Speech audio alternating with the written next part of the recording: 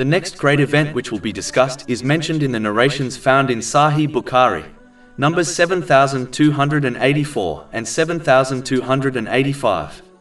This is when the first rightly guided Caliph of Islam, Abu Bakkar Siddique, may Allah be pleased with him, remained firm on the teachings of Islam, even though many Muslims reverted to disbelief by following false prophets, and others refused to donate the obligatory charity, which is a pillar of faith, according to the narration found in Sahih Muslim, number 111.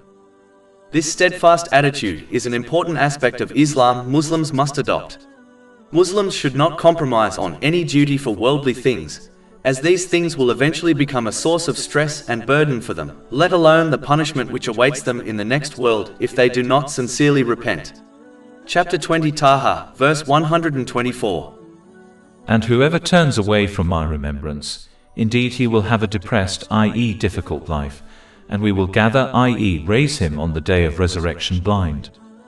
A Muslim should not be fooled into believing that if they fail to fulfill their obligatory duties, they will somehow find a way out of the judgment and punishment of Allah, the Exalted. Simply ignoring one's disobedience and the reality of Judgment Day will not make it go away. When one accepted Islam as their faith and became a Muslim, this included accepting the responsibility of fulfilling the duties which accompany Islam. A person who accepts a job, by definition, accepts the duties which come with it. If they simply refuse to fulfill their duties, they will undoubtedly be sacked.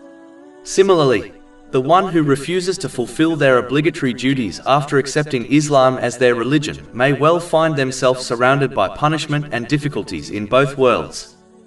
In reality, the obligatory duties are not many and do not require that much time or effort.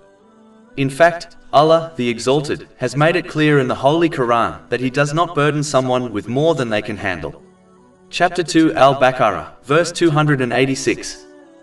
Allah does not charge a soul except with that within its capacity. So any duty which is obligatory on a person can be carried out by them. It is only their extreme laziness and poor judgment which prevents them from doing it. Muslims must therefore change their attitude and fulfill their duties according to the traditions of the Holy Prophet Muhammad, peace and blessings be upon him, before they encounter a severe torment on a great day.